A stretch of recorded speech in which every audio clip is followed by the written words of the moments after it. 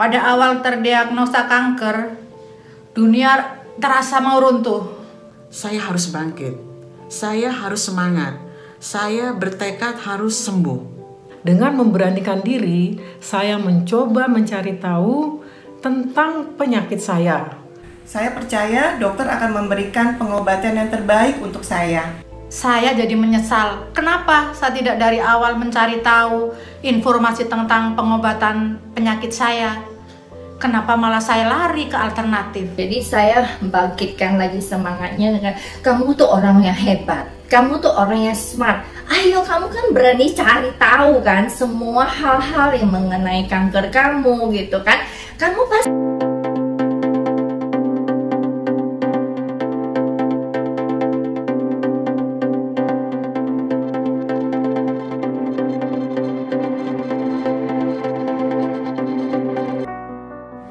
Halo viewers Alo Dokter, selamat datang di Alo Talks bersama saya, Dr. Alni. Kira-kira apa sih yang dirasain kalau mendengar kata kanker? Takut, deg-degan, serem, mungkin sebagian orang merasa seperti itu ya. Itu wajar kok, tapi tahu nggak sih, kalau rasa itu kita biarkan berlebihan, justru bisa menghambat kita mencari informasi lebih lanjut mengenai kanker. Hal itu dikhawatirkan justru bikin risiko kanker jadi telat terdeteksi, bahkan berkembang ke stadium yang lebih parah hingga menjadi sulit untuk ditangani. Di Alo Talks episode kali ini, kita akan membahas tentang berani cari tahu tentang kanker payudara. Alo Dokter kali ini sudah mengundang 4 orang penyintas kanker payudara. Saya juga ngundang seorang caregiver yang akan menceritakan sudut pandangnya sebagai pendamping pasien kanker. Saya juga mengundang 2 orang dokter spesialis. Yang pertama ada Dr. Ihwan Rinaldi. Halo dokter. Beliau adalah seorang dokter spesialis penyakit dalam, konsultan hematologi dan onkologi medik. Yang kedua ada Dr. Farida Briani Sobri yang merupakan seorang dokter spesialis bedah konsultan onkologi atau dokter bedah kanker. Halo dokter, terima kasih sudah bergabung juga di Alo Talks. Sekarang saya mau ngobrol sama para penyintas dulu nih. Ibu-ibu boleh diceritain sedikit nggak tentang jenis kanker apa yang dialami dan apa yang dirasain pas didiagnosis kanker sama dokter? Nama saya Mayang, usia saya sebentar lagi 51 tahun. Saya penyintas kanker payudara jenis HER2 positif. Pada akhir tahun 2010, ketika dokter mengatakan bahwa saya terkena kanker payudara, ya Allah, dunia rasanya berhenti berputar. Saya bingung, saya galau, saya cemas, saya tidak tahu apa yang harus saya lakukan. Saya takut memikirkan nasib anak-anak saya. Saya juga tidak terbayang bagaimana jadinya jika saya yang biasa sibuk dalam keseharian tiba-tiba harus terkapar di tempat tidur mengalami penyakit yang saya tidak tahu apakah ini bisa diatasi atau tidak. Akhirnya, dengan memberanikan diri, saya mencoba mencari tahu tentang penyakit saya. Saya mulai berusaha untuk browsing di internet untuk mencari tahu penyakit saya. Di samping itu, saya juga banyak berdiskusi dengan dokter yang menangani penyakit saya. Saya bertanya, apakah mungkin saya masih bisa sembuh? Apa yang akan dilakukan oleh dokter untuk mengatasi penyakit saya? Apa terapi medis yang harus saya jalani? Berapa lama dari masing-masing terapi tersebut harus saya jalani? Apa efek samping dari masing-masing terapi tersebut terhadap tubuh saya? Dan bagaimana caranya meminimalkan efek samping tersebut yang tentunya sangat tidak menyenangkan? Dan banyak lagi pertanyaan-pertanyaan lainnya yang saya sampaikan kepada dokter. Akhirnya, dengan pengetahuan yang menurut saya cukup mumpuni, membuat saya menjadi lebih percaya diri dan berani untuk melanjutkan terapi medis. Nama saya Tuti, umur 55 tahun. Saya penyintas kanker payudara jenis hormonal. Pada awal terdiagnosa kanker, dunia terasa mau runtuh. Saya bingung dan stres. Bingung divonis kanker, stres karena mendengar argumen keluarga yang bermacam-macam.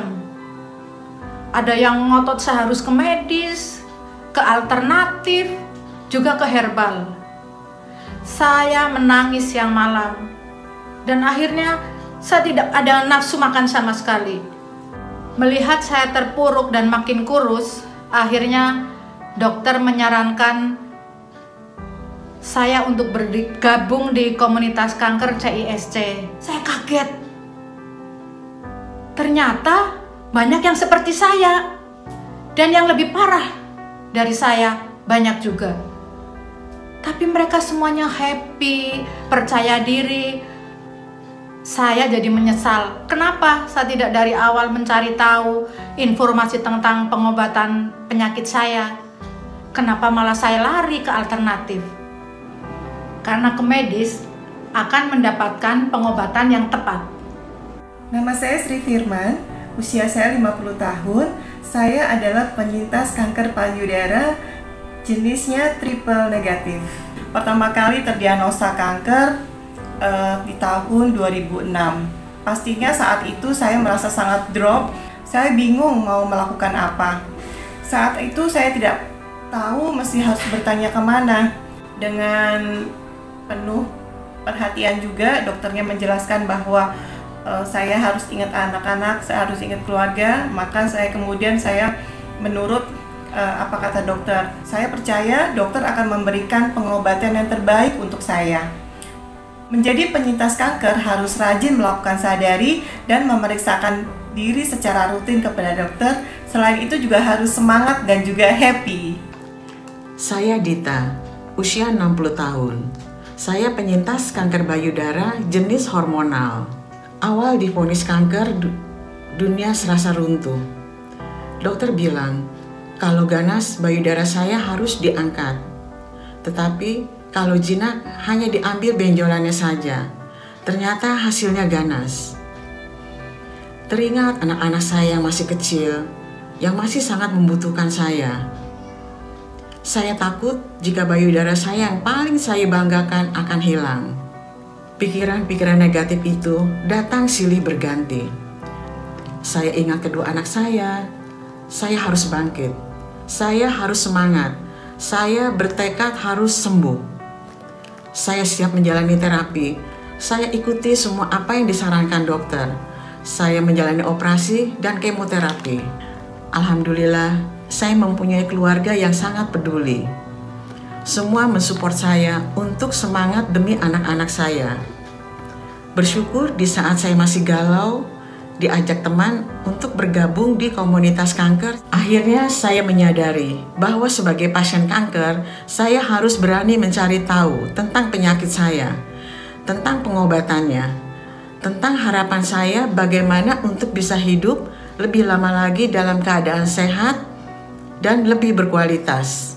Nah, sekarang saya mau tanya ke Ibu Maria deh, sebagai orang yang mendampingi orang terdekat yang terkena kanker nih. Saya Maria, ketika sahabat dekat saya itu terdiagnosis terkena kanker payudara, dia menutup diri. Dia menjadi sangat-sangat denial ya, jadi dia nggak mau yang namanya bertemu dengan siapapun. Ketika itu dia berasa, nggak usah, saya nggak mau yang namanya ke dokter. Saya merasa udahlah, saya cukup aja lah mungkin dengan herbal-herbal atau bagaimana dengan cara-caranya dia gitu kan. Akhirnya saya mulai mendekatkan diri lagi. Ayolah ke dokter. Awalnya agak sulit. Ayolah ke dokter. Saya harus bertanya, kamu udah ke dokter belum?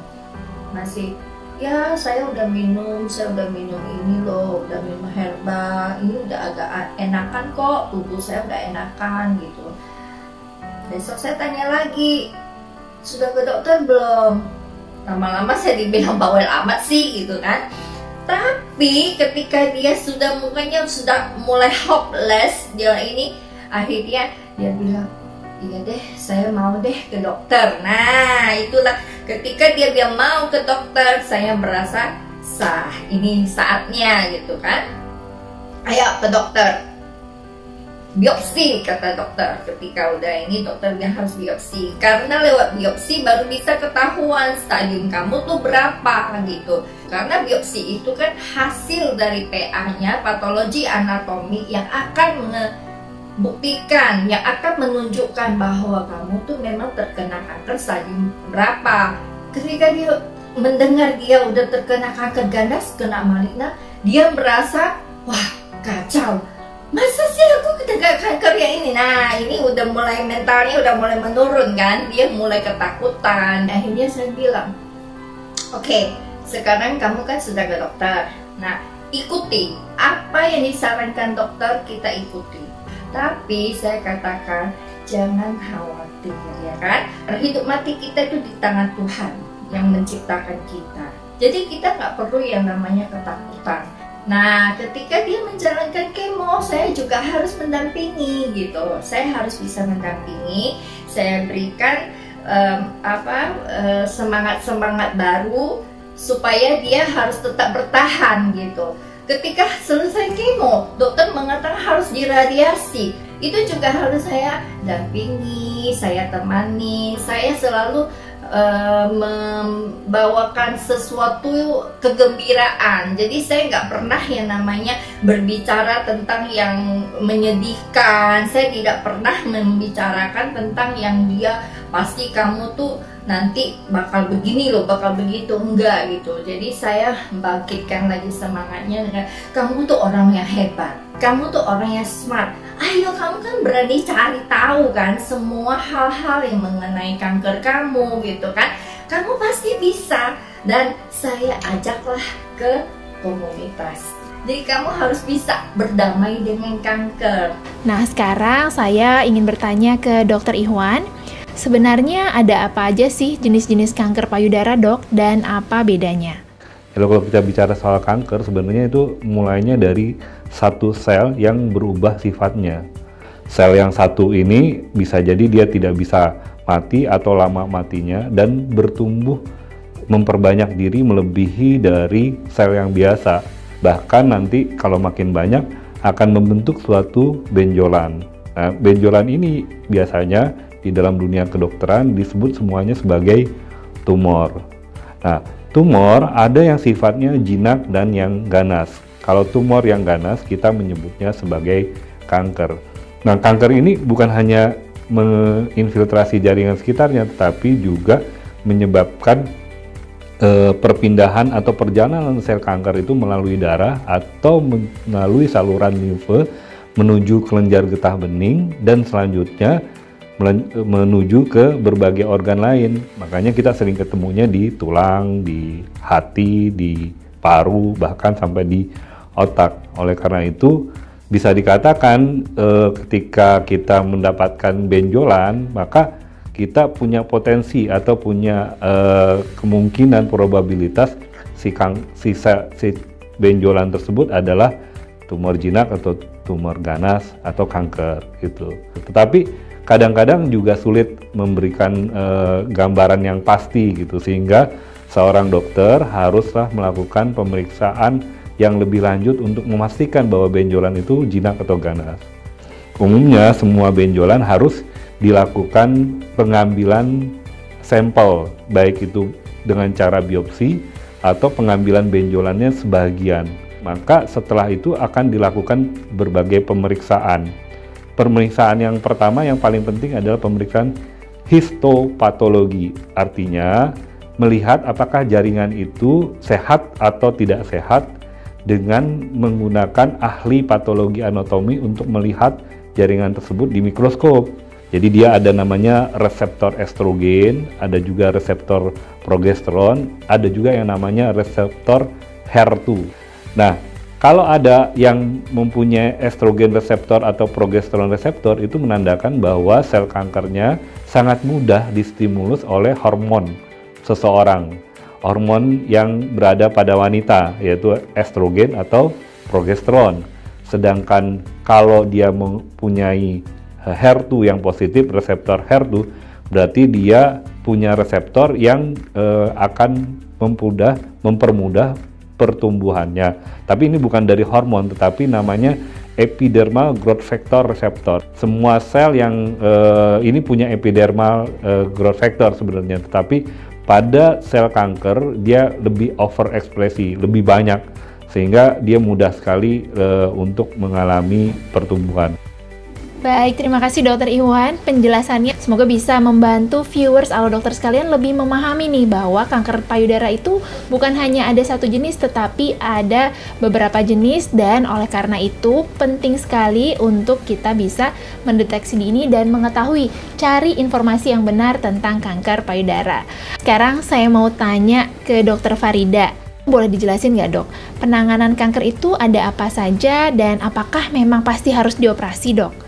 Untuk penanganan kanker payudara memang ada beberapa cara atau modalitas. Kita bagi biasanya atas 2 modalitas besar atau mungkin 3. Yang pertama adalah penanganan lokal, berarti pada payudaranya sendiri. Yang kedua, penanganan pada regional, jadi payudara dan area sekitarnya biasanya untuk area kelenjar getah bening. Umumnya itu ada di ketiak, lalu di area sekitar leher. Dan yang ketiga, penanganan atau terapi yang sifatnya sistemik. Sistemik itu artinya untuk mencapai seluruh tubuh. Nah, untuk pemilihan terapi kanker payudara ini memang sangat ditentukan oleh jenis dan sifat serta stadium dari kanker payudara. Pertama kita bahas dulu. Kanker payudara itu secara garis besar kita bagi 2. Yang satu kelompok in situ, tulisannya in situ. Yang kedua kelompok invasif.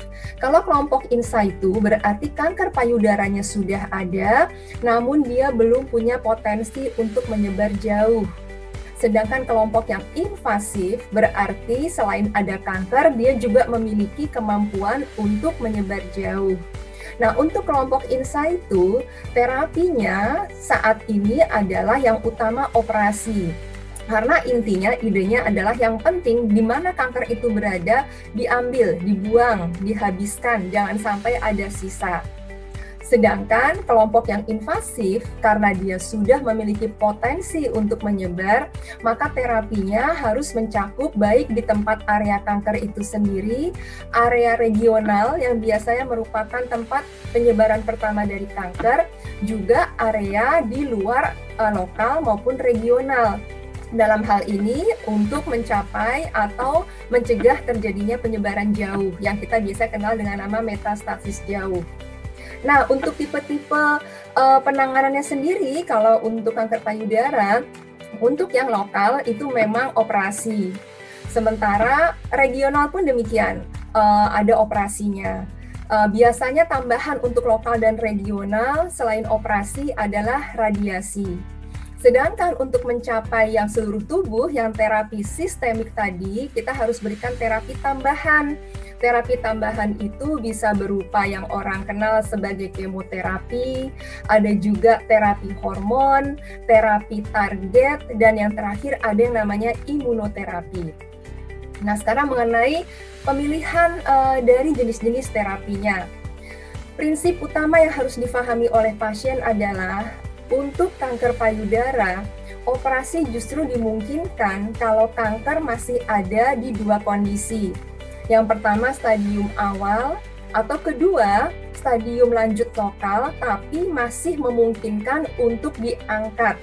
Kata-kata memungkinkan untuk diangkat ini artinya kalau kita kerjakan operasi, maka lokasi atau area yang kita tinggalkan di tubuh pasien itu bersih dari sel tumor. Jadi kalau ada yang dengar misalnya, itu tetangga saya kanker payudara tapi nggak dioperasi dok, berarti ada 2 kemungkinan. Entah dia memang tumornya sudah tidak mungkin diangkat sehingga menyisakan area yang bersih, atau memang sudah menyebar jauh. Jadi untuk kanker payudara kalau tidak dioperasi artinya justru ada di stadium yang lanjut. Nah, sekarang biasanya orang awam agak ngeri nih dengan kata-kata operasi, sehingga biasanya bertanya, benar nggak sih harus dioperasi? Apalagi konotasinya kalau di awam itu operasi kanker payudara berarti kehilangan payudara. Nah, jawabannya adalah tidak. Tidak semua kanker payudara harus kehilangan payudara. Bahwa memang pasien harus dioperasi, iya, kalau dia ada di stadium yang tepat, ada indikasi untuk operasi, tapi tidak berarti pasien harus kehilangan payudara. Nah, cuman kalau memang mengharapkan dokter memberikan terapi yang terbaik, terutama untuk mencapai kaidah onkologi artinya penanganan kankernya baik dan benar, dan juga mencapai kaidah estetika, artinya juga secara tampilan, kualitas hidup pasien tetap baik, datanglah ke dokter pada stadium awal atau stadium dini. Sehingga kita bisa memberikan banyak pilihan. Pasien pun bisa berpikir mana yang cocok untuk dirinya. Dan otomatis di stadium dini, biaya pengobatan pun akan lebih rendah. Otomatis juga pasien masih bisa melakukan banyak hal saat pengobatan. Jadi intinya datang untuk konsultasi dengan dokter, tapi memang milikilah pengetahuan. Menurut dokter, apa pentingnya pendamping pasien atau pasien perlu memahami tentang karakteristik kanker payudara yang dialami, pemeriksaan, dan berbagai pilihan terapi? Kalau pasien tidak mengerti, tidak memahami tentang pengobatan kanker pada seorang pasien, pada dirinya, maka dia bisa saja akhirnya melarikan diri dari cara-cara pengobatan medis yang ditawarkan atau direkomendasikan oleh dokter. Jadi mengetahui tentang kanker dan mengetahui bagaimana pengobatannya suatu hal yang harus dilakukan oleh seorang pasien. Pasien perlu tahu apa yang dilakukan ketika penyakitnya masih berada pada lokal di payudara dan apa operasi yang harus dilakukan. Prinsipnya operasi pada kanker itu kalau memang dia terbukti kanker, maka harus dilakukan pengangkatan dari tumornya disertai dengan pengangkatan kelenjar getah bening di satu sisi yang sama dengan letak kankernya. Pada pasien-pasien yang mengalami sebaran ke kelenjar getah bening itu pada umumnya membutuhkan tindakan radiasi. Nah, ada lagi pengobatannya ditambahkan dengan anti-HER2 namanya. Itu berdasarkan tadi hasil pemeriksaan patologi plus imunohistokimia. Nah, pemberian anti-HER2 adalah sesuatu hal yang wajib dilakukan ketika HER2-nya positif. Jadi ada obat kemoterapi, ya, kemudian dikombinasikan dengan anti-HER2. Sekarang ini ada 2 anti-HER2 yang bisa dipergunakan untuk orang-orang dengan HER2-nya positif. Ada yang namanya trastuzumab, ada yang namanya pertuzumab. Kedua ini akan memberikan hasil yang lebih baik ketika dikombinasikan ketimbang satu saja. Tetapi memang secara cost atau biaya memang memberikan biaya yang cukup tinggi. Nah, kemudian apabila dia ERPR-nya positif, maka ada tempatnya untuk diberikan hormonal terapi. Hormonal terapi ini tujuannya adalah memblok estrogen reseptor yang ada pada sel kanker, kemudian sehingga hormon yang ada pada seorang perempuan tidak bisa merangsang lagi pertumbuhan tumor atau kankernya. Biasanya ini diindikasikan kepada orang pasien-pasien yang masih belum menopause, ya. Nah, ini diberikan obatnya namanya tamoxifen, ya, dan diberikan pada seorang wanita yang belum menopause. Apabila wanita tersebut sudah menopause, ada lagi obatnya yang namanya aromatase inhibitor. Nah, gimana kalau umpamanya kankernya besar, ya, terus tidak bisa dioperasi, ya, tetapi masih belum menyebar jauh ke tempat lain. Ada tekniknya. Tekniknya dengan cara diberikan kemoterapi lebih dulu, dikecilkan tumornya, sehingga nanti pengangkatan tumornya bisa dilakukan oleh dokter bedah. Nah, upaya ini itu juga diusahakan pada orang-orang yang ingin membuat payudaranya tetap utuh dengan membuat tumor yang besar, ya, sehingga harus diangkat semua payudaranya, dikecilkan dengan teknik neoadjuvan. Tujuannya adalah untuk estetika, lebih pada estetika. Nah, satu lagi ada yang udah jauh sekali, udah menyebar ke tempat lain, maka indikasi untuk dilakukannya bedah pengangkatan dari kankernya itu menjadi lebih kecil. Sehingga pada kondisi ini maka pasien hanya diberikan terapi sistemik. Nah, dokter dalam upayanya untuk mengobati pasien karena kanker ini punya potensi untuk kambuh lagi ya, maka upaya tadi seperti diberikan hormonal treatment anti hormonal ya, anti hormonal reseptor, anti HER2 itu adalah upaya dokter untuk membuat kankernya tidak muncul lagi ketika dia sudah dianggap selesai pengobatan yang tahap awalnya atau dianggap sebagai complete remission. Ketika selesai pengobatan pada seseorang yang kanker, maka tidak ada kata untuk tidak menilai kembali, mengevaluasi kembali, memonitor kembali. Yang namanya sebenarnya di kedokter namanya surveillance pasien. Gitu. Jadi jangan khawatir, menurut saya pengobatan kanker itu meskipun memang memberikan efek yang tidak nyaman ya pada seorang pasien, tetapi sebenarnya dokter sudah bisa mempunyai cara mengelolanya gitu. Misalnya mual karena efek kemoterapi itu bisa diberikan obat-obatan yang bisa membuat pasien tidak mual sama sekali, atau paling tidak mualnya tidak menyebabkan muntah gitu. Oleh karena itu dokter yang paling tahu mengenai pengobatan kanker adalah penting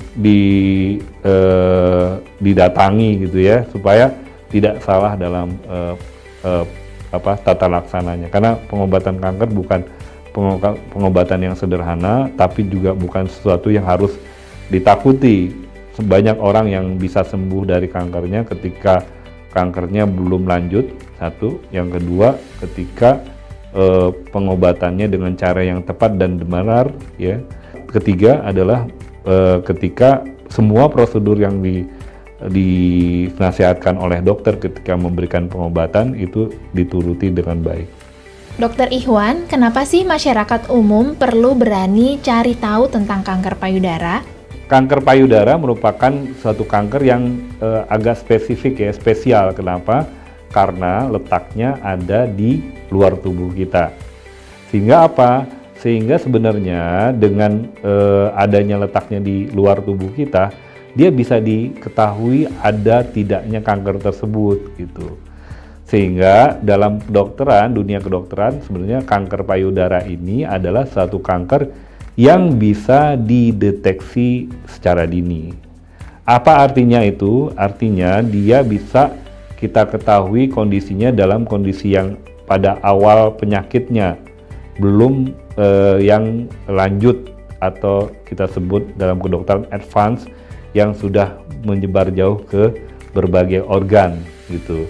Nah, oleh karena itu setiap orang, setiap wanita harus berani untuk mencari tahu tentang kanker payudara ini dengan sebenar-benarnya, supaya jangan sampai sudahlah dia bisa dideteksi secara dini dan dia bisa diobati ketika dia masih dini ya, dan memberikan kesembuhan yang baik ketika masih dini, tetapi pada akhirnya dia menjadi sesuatu yang tidak bisa dilakukan pengobatan yang maksimal ketika penyakitnya sudah lanjut.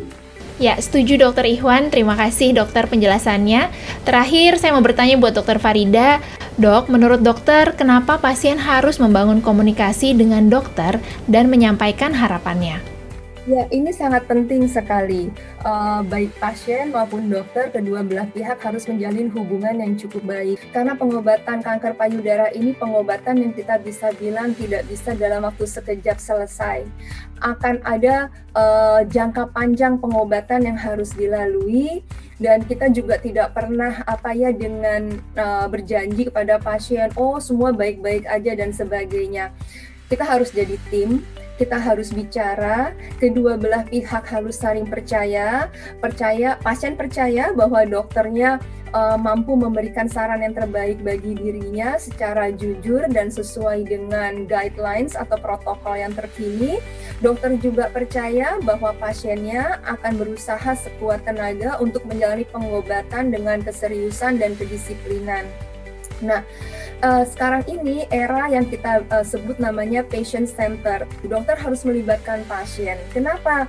Karena penelitian-penelitian mengatakan pasien yang memahami alasan tentang satu pengobatan diberikan pada dirinya, lalu dia juga merasa bertanggung jawab supaya pengobatannya berjalan dengan baik, itu akan lebih berhasil daripada pasien yang terima saja tapi tidak paham apa alasannya, sehingga satu saat dia kalau udah bosan atau jenuh akan mudah beralih.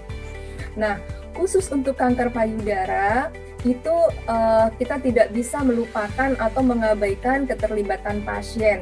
Kenapa? Karena pada saat kita membuat desain terapi kanker payudara saja, ada 3 faktor yang terlibat. Pertama, kita harus tahu kanker payudara pasien ini ada di stadium berapa.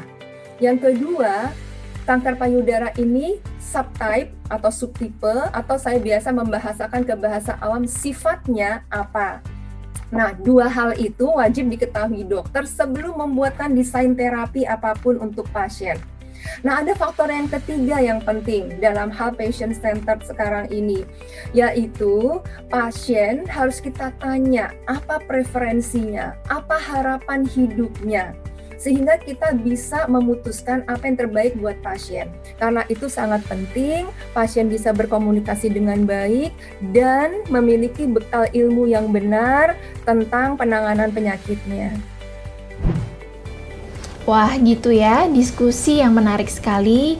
Jadi intinya perasaan takut, cemas, khawatir itu wajar dirasakan oleh seseorang yang mengalami kanker payudara. Tetapi jangan sampai perasaan itu jadi menghalangi kita untuk memeriksakan diri.